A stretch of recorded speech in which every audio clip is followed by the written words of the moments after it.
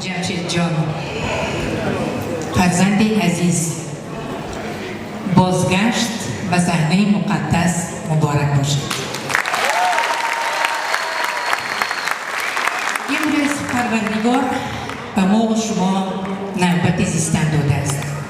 شاید که در نوبت زیستن قهرمانی های عالم شمول نکرده باشید، اما خوشبختی زیستن جمشید جان نصیب شما گشته است.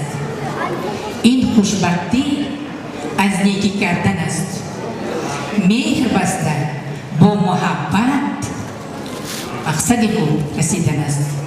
من میخواهم که دایم نیک نام باشید، نیک خواه باشید و به خلق عزیز خود خدمت کنید.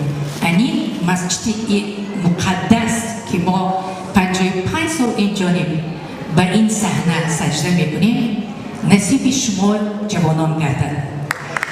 غیرت صنعت تاجیک بالا برید و قله‌های صنعت بلند با سرودهای جذاب خود رسید.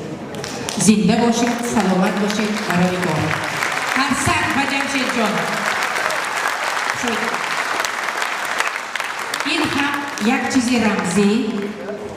من میدونم که شما بین جوان پاک محبت پاک دارید، عائله بسیار عزیز و مهربان دارید.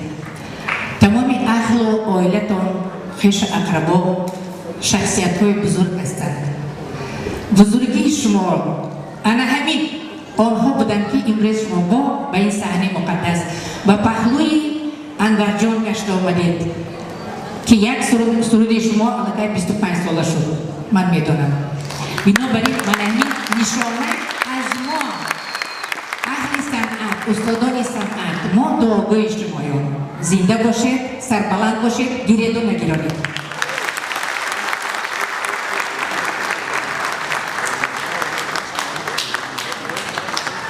سایرام سوله تشکر رحمت.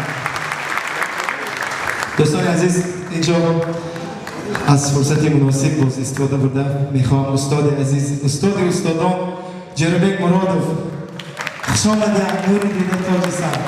استاد عزیز خرسک برای استاد.